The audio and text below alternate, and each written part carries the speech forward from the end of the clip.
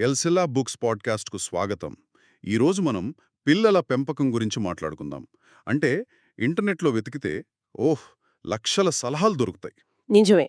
కానీ చాలాసార్లు ఆ సలహాలన్నీ ఒకదానికొకటి సంబంధం లేకుండా ఉంటాయి. సరిగ్గా అదే. అందుకే ఈరోజు మనం చార్లెస్ ఆర్ స్విండాల్ రాసిన బైబిల్ ఆధారిత పేరెంటింగ్ అనే అంశంపై ఉన్న కొన్ని అధ్యయనాలను కొంచెం లోతుగా పరిశీలించబోతున్నాం. ఇవి చాలా పాత కానీ చాలా శక్తివంతమైన ఆలోచనను మన ముందుంచుతున్నాయి. అసలు మనం ఈరోజు దీని గురించి ఎందుకు మాట్లాడుకుంటున్నామంటే, పిల్లల పెంపకంలో మనం ఎక్కువగా వాడే ఒక ముఖ్యమైన సూత్రం బహుశా 3000 సంవత్సరాల క్రితం రాసిన ఒక వాక్యం యొక్క తప్పుడు అనువాదం మీద ఆధారపడి ఉంటే ఎలా ఉంటుంది? హ్మ్. ఈ విశ్లేషణ యొక్క ముఖ్య ఉద్దేశం ఏమిటంటే, పిల్లల పెంపకం అనేది ఒకే దారిలో అందరినీ నడిపించడం కాదని, ప్రతి బిడ్డలో దేవుడు పెట్టిన ఒక ప్రత్యేకమైన స్వభావాన్ని లేదా నైజాన్ని కనుగొని దాన్ని పోషించడమని ఈ అధ్యయనాలు ఎలా చెప్తున్నాయో అర్థం చేసుకోవడం. మనం బెనూపే పేరెంటింగ్ ఎస్టీఎస్ స్టడీస్ అనే ఒక సమగ్ర పత్రాన్ని చూస్తున్నాం. ఇందులో పిల్లల పెంపకంపై దాదాపు 12 విభిన్న అధ్యయనాలున్నాయి. 12? అవును. మనం వాటిలో ఉన్న కొన్ని కీలకమైన మన ఆలోచనా విధానాన్ని మార్చేసే ఆలోచనను బయటకు తీయబోతున్నాం. ఇది కేవలం నియమాల జాబితా కాదు, ఇది ఒక కొత్త దృక్పథం. సరే, అయితే ఆ పునాదిరాయి దగ్గర నుండే మొదలు పెడదాం. పిల్లల పెంపకం గురించి మాట్లాడే చాలామంది ఉదహరించే వాక్యం సామెతలు 22.6. అవును.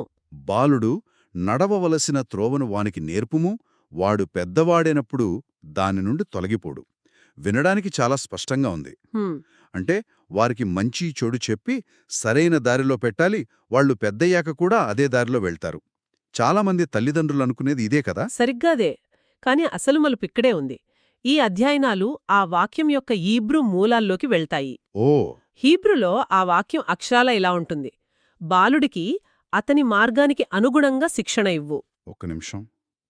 అతని మార్గానికా? అవును. ఇది చిన్న తేడా కాదు, చాలా పెద్దది. సరైన మార్గమని చెప్పట్లేదు, అతని మార్గం అంటోంది. ఒక్క నిమిషం ఆగండి. అంటే మనం ఇన్నాళ్ళు ఈ వాక్యాన్ని పూర్తిగా తప్పుగా అర్థం చేసుకుంటున్నామన్నమాట. అవును. సరైన మార్గమని మనం ఒకే దారిని, ఒకే అచ్చుని తయారుచేసి పిల్లలందర్నీ అందులో ఇరికించడానికి ప్రయత్నిస్తున్నాం. కాని అసలు విషయం బిడ్డలోనే ఉన్న దారిని గుర్తించడం అంటారా? ఖచ్చితంగా. ఇది మొత్తం పేరెంటింగ్ దృక్పథాన్నే తలక్రిందులు చేస్తుంది కదా. అవును, ఖచ్చితంగా. ఇది ఒకే విధానం అందరికీ సరిపోతుంది అనే ఆలోచనను పూర్తిగా తిరస్కరిస్తోంది. తల్లిదండ్రులుగా మన పని ఒక కొత్త దారిని నిర్మించడం కాదు, దేవుడు ఇప్పటికే వారిలో నిర్మించిన దారిని కనుక్కోవడం. సరిగ్గా చెప్పారు. ఈ సోర్స్ ఒక అద్భుతమైన పోలికను వాలుతోంది. మీరు లియోనార్డో డా విన్సీ పెయింటింగ్ ముందు నిలబడి ఇది బాగుంది, కానీ కొంచెం రెంబ్రాండ్లా ఉంటే ఇంకా బాగుంటేది అనంటారా? అనరు, అస్సలనరు. అనరు కదా. ఆ. ఎందుకంటే రెండూ అద్భుతమైన కళాఖండాలే, కానీ వేర్వేరు. నిజమే. ఈ నైజం అనే ఆలోచన ఆమ్, నా పరిస్థితికి సరిగ్గా సరిపోతుంది. మా అబ్బాయికి లెగోస్ ఇస్తే గంటల తరబడి కూర్చుంటాడు. వాడి ప్రపంచంలో వాడుంటాడు. ఒక ఇంజనీర్లా ఆలోచిస్తాడు. హ్మ్. మా అమ్మాయికి 10 నిమిషాలకే బోరు కొడుతుంది. తనకు బయటికెళ్ళి చెట్లు, పువ్వులతో ఆడుకోవాలి, కథలు చెప్పాలి. చూసారా? ఒకరి మీద పనిచేసిన పద్ధతి ఇంకొకరి మీద అస్సలు పనిచేయదు. ఒకరిని ఇంకొకరితో పోల్చడమంటే ఒక డావిన్సీని రెంబ్రాండ్తో పోల్చినట్లే. సరిగ్గా చెప్పారు. ప్రతి బిడ్డ ఒక అసలైన కళాఖండం. తోబుట్టువులను కూడా పోల్చకూడదు. ఒకరు గణితంలో ప్రకాశిస్తే మరొకరు సంగీతంలో ఉండొచ్చు. అవును. తల్లిదండ్రుల మొదటి అతి ముఖ్యమైన పని ఏమిటంటే ఆ ప్రత్యేకమైన నైజాన్ని లేదా వారి సహజమైన వంపును కనుగొనడం. సరే, మన బిడ్డ ప్రత్యేకమైన నైజాన్ని కనుగొన్నామనుకుందాం. నా కొడుకుకు నిర్మాణంలో ఆసక్తుంది, కూతురికి ప్రకృతిలో ఆసక్తుంది. ఇప్పుడు దాన్ని ఎలా బయటికి తీసుకురావాలి? ప్రోత్సహించడం ఎలా? హ్మ్. ఇక్కడే శిక్షణ అనే పదం వస్తుందనుకుంటా. కానీ దానికి కూడా మనం అనుకునే అర్థం కాదేమో. నాకైతే శిక్షణ అనగానే స్కూలు, హోంవర్క్, రూల్సు ఇవే గుర్తుకొస్తాయి. మళ్ళీ మనం హీబ్రూ మూలాల్లోకి వెళ్ళాలి. శిక్షణకు వాడిన అసలు పదం హనాక్. ఈ సోర్స్ దీని వెనుక ఉన్న చిత్రాన్ని చాలా అందంగా వివరిస్తుంది. ఎలాగా? పురాతన కాలంలో ఒక మంత్రసాని అప్పుడే పుట్టిన బిడ్డకు పాలు తాగాలనే సహజమైన కోరికను ప్రేరేపించడానికి వాళ్ల అంగిలికి అంటే ప్యాలెట్కి నమిలిన ఖర్జూరాలు లేదా కొంచెం నూనె వంటి తీపి పదార్థాన్ని రుద్దేదట. ఓ వావ్, అదొక అద్భుతమైన చిత్రం. కదా? అంటే శిక్షణ అనేది బలవంతంగా ఏదో నేర్పడం కాదు, వాళ్ళలో సహజంగా పుట్టుకతో ఉన్న ఒక కోరికను, ఒక ఆకలిని మేల్కొల్పడం అన్నమాట. వాళ్లకు రుచి చూపించడం లాంటిదా? ఖచ్చితంగా. అది బలవంతంగాదు, ప్రేరేపణ. శిక్షణ అంటే ఇప్పటికే వారిలో ఉన్నదాన్ని మేల్కొలపడం. అంటే మీ అబ్బాయికి నిర్మాణంలో ఆసక్తి ఉంటే అతనికి రకరకాల బిల్డింగ్ బ్లాక్స్ ఇవ్వడం, సైన్స్ మ్యూజియంలకు తీసుకెళ్లడం, భవనాలు ఎలా కడతానో చూపించడం, ఇదంతా అతని అంగిలికి తీపిని రుద్దినట్లే. అది అతనిలో ఆ ఆకలిని మరింత పెంచుతుంది. అవును. తల్లిదండ్రుల పని ఏమిటంటే గమనించడం, మాట్లాడటం మరియు వారిలో దాగి ఉన్న ఆ ప్రపంచాన్ని కనుగొని దానికి కావలసిన వనరులను అందించడం. ఇదంతా వినడానికి చాలా సానుకూలంగా, ఆశాజనకంగా ఉంది. వారిలో ఉన్న మంచిని గుర్తించి దానికి నీళ్లు పోసి పెంచడం. కాని వాస్తవంలోకి వస్తే పిల్లలు కేవలం ప్రతిభావంతులు మాత్రమే కాదు కదా. నిజమే. వాళ్ళు మొండిగా ఉంటారు, స్వార్థంగా ప్రవర్తిస్తారు, కోపంతో ఊగిపోతారు. కేవలం మంచిని ప్రోత్సహిస్తే సరిపోతుందా? ఈ ఫ్రేమ్వర్క్ పిల్లల ప్రవర్తనలో ఉన్న ప్రతికూల అంశాలను ఎలా చూస్తోంది? ఇది చాలా ముఖ్యమైన ప్రశ్న. ఈ సోర్స్ ఈ విషయంలో చాలా వాస్తవికంగా ఉంటుంది. అది ఈ నైజం అనే ఆలోచనను 2 రకాలుగా విభజిస్తోంది. 2 రకాలుగానా? అవును.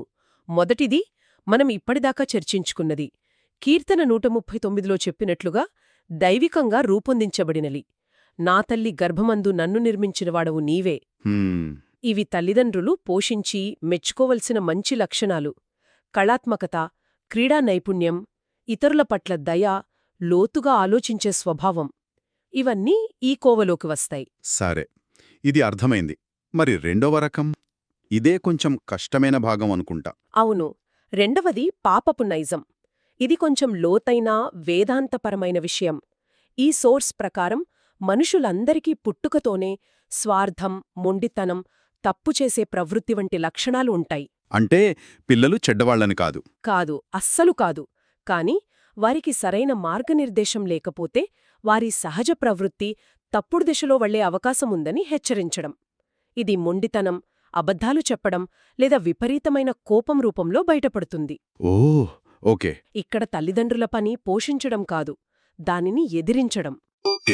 ఇది చాలా ఆచరణాత్మకమైన ఆలోచన. అంటే ఒక బిడ్డకు బొమ్మలు గీయడం ఇష్టమైతే అది వాళ్ల మంచి నైజం, దాన్ని మనం ప్రోత్సహించాలి. అవును. అదే బిడ్డ ప్రతిదానికి మొండికేస్తే లేదా వేరే వాళ్ల వస్తువులు లాక్కుంటే అది వాళ్ల చెడు నైజం, దాన్ని మనం సరిదిద్దాలి. సరిగ్గా చెప్పారు. ఒకే బిడ్డలో ఈ రెండూ ఉంటాయి. సరే, ఇప్పుడు కీలకమైన ప్రశ్న. ఆ ప్రతికూల నైజాన్ని ఎలా ఎదిరించాలి? ఇక్కడే క్రమశిక్షణ అనే పదం వస్తుంది. కాని ఈ రోజుల్లో ఆ పదం వినగానే చాలామంది తల్లిదండ్రులకు భయం వేస్తోంది. నిజమే. అందుకే ఈ సోర్సు దీనికి ప్రేమపూర్వక క్రమశిక్షణ అని పేరు పెట్టింది. ఇది క్రమశిక్షణకు, దుర్వినియోగానికి మధ్య ఉన్న గీతను చాలా స్పష్టంగా గీస్తుంది. అంటే దుర్వినియోగం అంటే అబ్యూజ్ అనేది శిక్షించడం, బాధపెట్టడం లక్ష్యంగా పెట్టుకుంటోంది. అది తల్లిదండ్రుల కోపం, నిరాశ నుండి పుడుతుంది. కాని క్రమశిక్షణ అంటే డిసిప్లిన్, సరిదిద్దడమే లక్ష్యంగా పెట్టుకుంటోంది. అది పిల్లల భవిష్యత్తు మీద ప్రేమతో, బాధ్యతతో ఉంటుంది. ఓకే. అంటే దుర్వినియోగం నువ్వు నన్ను కోపం తెప్పించావు అందుకే శిక్షిస్తున్నాను అంటుంది. క్రమశిక్షణ నేను నిన్ను ప్రేమిస్తున్నాను అందుకే నువ్వు తప్పుదారిలో వెళ్ళడానికి ఒప్పుకోను అంటుంది. పర్ఫెక్ట్. సరిగ్గా అదే. కానీ దండన లేదా శిక్ష అనే పదం ఈ రోజుల్లో చాలామందికి ఇబ్బంది కలిగిస్తుంది. శిక్షించడం వల్ల పిల్లలు మానసికంగా దెబ్బతింటారని, వాళ్లలో భయం పేరుకుపోతుంది అంటారు కదా. అవును. ఈ సోర్స్ ఆ ఆందోళనలను ఎలా పరిష్కరిస్తుంది? ప్రేమకు, శిక్షకు మధ్య ఆ గీతును ఆచరణలో ఎక్కడ గీయాలి?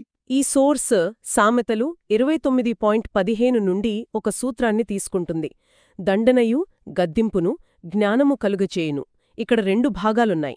దండన మరియు గద్దింపు. అవును. గద్దింపు అంటే మాటలతో చెప్పడం, నియమాలు ఏమిటో, ఎందుకో వివరించడం. దండన అంటే ఆ నియమాలను ఉల్లంఘించినప్పుడు వచ్చే సహజమైన, ముందుగా చెప్పిన పరిణామాలు. ఈ రెండింటి మధ్య సమతుల్యత ఉండాలి. కేవలం మాటలు చెప్పి వదిలేస్తే పిల్లలు వినరు. కేవలం శిక్షిస్తే ఎందుకో అర్థంకాక వాళ్లలో తిరుగుబాటు పెరుగుతుంది. మాటును మరియు చర్యల మధ్య సమతుల్యత. అంటే మనం చెప్పిన దానికి కట్టుబడి ఉండాలి. కానీ ఆ దండన అనే పదం ఇప్పటికీ కొంచెం ఇబ్బందిగానే ఉంది. ఈ సోర్స్ శారీరక శిక్షను ప్రోత్సహిస్తుందా? ఈ సోర్స్ దాని పద్ధతి కంటే దాని వెనుక ఉన్న సూత్రంపై ఎక్కువ దృష్టి పెడుతుంది. సూత్రం ఏమిటంటే, చర్యలకు పరిణామాలు ఉంటాయి. ఓకే. ఆ పరిణామమనేది బిడ్డ వయస్సును, స్వభావాన్ని, చేసిన తప్పు తీవ్రతను బట్టి ఉండాలి. అది ఒక గంటసేపు టీవీ చూడకుండా ఆపడం కావచ్చు, లేదా వాళ్లకిష్టమైన ఆట వస్తువును ఒకరోజు పక్కన పెట్టడం కావచ్చు. అర్థమైంది. ముఖ్యమైనవి 3 విషయాలు. 1 స్థిరత్వం. ఒకసారి నో అంటే అది నోగానే ఉండాలి. 2 ప్రేమతో చేయడం. కోపంతో ఊగిపోతూ క్రమశిక్షణ చెయ్యకూడదు. అవును, అది చాలా ముఖ్యం. అవసరమైతే ఇద్దరూ శాంతపడ్డాక దాని గురించి మాట్లాడాలి. 3 అత్యంత ముఖ్యమైనది. బిడ్డ గౌరవాన్ని ఎప్పుడూ కాపాడాలి. క్రమశిక్షణ అనేది వారి ప్రవర్తనను సరిదిద్దడానికి, వారిని అవమానించడానికి కాదు. అర్థం చేసుకోవడం, దాన్ని ప్రోత్సహించడం, వారిలోని ప్రతికూల ప్రవృత్తిని ప్రేమతో, స్థిరమైన క్రమశిక్షణతో సరిదిద్దడం, ఇదంతా చాలా పెద్ద ప్రక్రియలా అనిపిస్తోంది. చాలా పని. ఇంత కష్టపడిన తర్వాత అంతిమ లక్ష్యం ఏమిటి? కేవలం బాగా ప్రవర్తించే, నియమాలను పాటించే పిల్లలను తయారు చేయడమేనా? ఈ మొత్తం ప్రక్రియ ఎలాంటి ఇంటి వాతావరణాన్ని సృష్టిస్తుంది? ఇది చాలా మంచి ప్రశ్న. అంతిమ లక్ష్యం కేవలం విధేయత చూపించే పిల్లలు కాదు. ఈ సోర్స్ దానిని మీ పిల్లలలో ఆనందించడం అని వర్ణిస్తోంది. ఆనందించడమా? అవును. కీర్తన 127 పిల్లలను బహుమతి మరియు ఫలం అని పిలుస్తుంది. బహుమతిని చూసి మనమేం చేస్తాం? ఆనందిస్తాం. అంతిమ లక్ష్యమేమిటంటే, పిల్లలు విలువైనవారిగా, ప్రేమించబడినవారిగా, అంగీకరించబడినవారిగా భావించే ఒక సంతోషకరమైన ఇంటిని సృష్టించడం. పెంపకమనేది ఒక పనిలా కాకుండా ఒక ఆనందకరమైన ప్రయాణంగా మారాలి. సరిగ్గా అదే. ఇది వినడానికి బాగుంది, కానీ రోజువారీ జీవితంలో ఇది కొంచెం కష్టమే. ఈ సోర్స్ దీనికేమైనా ఆచరణాత్మక సలహాలిస్తుందా? అవును, ఇస్తుంది. ఇది కేవలం వేదాంతంతో ఆగిపోదు. ఈ సోర్స్ 4 Lతో ఒక చక్కని ఫ్రేమ్వర్క్ ఇస్తుంది. 4 Lలా? అవేంటి? వినడానికి ఆసక్తిగా ఉంది. అవును. మొదటిది లింగరింగ్, అంటే వారి చుట్టూ గడపడంలో ఆనందించండి. కేవలం ఒకే గదిలో ఉండటం కాదు, వారి ప్రపంచంలోకి ప్రవేశించడం. వాళ్ళు ఆడుకునేటప్పుడు వారితో పాటు కింద కూర్చోవడం. కరెక్ట్.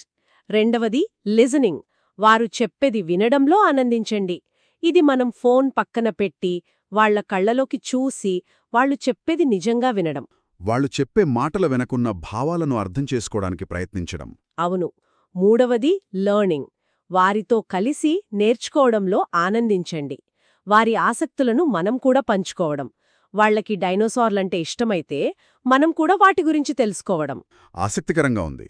చివరిది 4వది లాఫింగ్, వారితో కలిసి నవ్వడంలో ఆనందించండి. ఇంట్లో సంతోషం, హాస్యం ఉండాలి. చిన్న చిన్న విషయాలకు కూడా కలిసి నవ్వుకోగలగాలి. ఈ 4 Lలు లోతైన వేదాంత సూత్రాలను రోజువారీ కుటుంబ జీవితంతో చాలా అందంగా కలుపుతాయి. సరే, మనం ఇప్పుడుదాకా చర్చించిన విషయాలన్నింటినీ ఒక్కచోట చేర్చి చూస్తే, ఈ బైబిల్ ఆధారిత పెంపకం అనేది ఒక నియమాల జాబితా కాదు. ఇది తల్లిదండ్రులు ఒక డిటెక్టివ్లా, ఒక తోటమాలిలా మారమని చెప్తోంది. ప్రతి బిడ్డ ఒక రహస్యం, ఒక నిధి. మన పని ఆ నిధిని కనుగొని, దాని చుట్టూ ఉన్న కలుపు మొక్కలను తీసేసి, దానికి సరైన పోషణ ఇచ్చి, అది పెరిగి పెద్దదవ్వడాన్ని చూసి ఆనందించడం. అవును. ఇది బిడ్డ గురించి మాత్రమే కాదు. ఈ ప్రయాణంలో తల్లిదండ్రులు కూడా తమ గురించి తాము ఎంతో నేర్చుకుంటారు. ఖచ్చితంగా. ఇది తల్లిదండ్రులుగా, ఉపాధ్యాయులుగా లేదా మార్గదర్శకులుగా ఉన్న ఎవరికైనా ఒక లోతైన ప్రశ్నను మిగుస్తోంది. అదేంటది? మనం మన పిల్లలను మనకు నచ్చినట్లుగా, మన అసంపూర్ణ కలలను నెరవేర్చే ఒక ప్రాజెక్టుగా చూస్తున్నామా? లేదా దేవుడు స్వయంగా సృష్టించిన ఒక అద్భుతమైన, ప్రత్యేకమైన కళాఖండానికి సంరక్షకులుగా, పోషకులుగా వ్యవహరిస్తున్నామా? ఆ రెండింటి మధ్య చాలా తేడా ఉంది. నిజమే. ఇది నన్ను ఒక చివరి ఆలోచనకు నడిపిస్తుంది. ఈ అధ్యయనాలు ఎక్కువగా తల్లిదండ్రుల చర్యలపై దృష్టి పెడతాయి. కానీ దీనిలో ఉన్న అసలు సందేశాన్ని మనం తీసుకుంటే, అంటే ప్రతి వ్యక్తికి దైవికంగా ఇవ్వబడిన ఒక ప్రత్యేకమైన నైజం ఉంది అనే ఈ దృక్పథం. అది కేవలం పిల్లల పెంపకాన్నే కాదు, పిల్లలు మరియు పెద్దలు తమను తాము చూసుకునే విధానాన్ని, తమ జీవితాంతం తమ సామర్థ్యాన్ని చూసే విధానాన్ని కూడా పూర్తిగా మార్చగలదు కదా. అవును. మనలో ప్రతి ఒక్కరూ ఒక ప్రత్యేకమైన కళాఖండం అనే ఆలోచన చాలా శక్తివంతమైనది. నిజమే.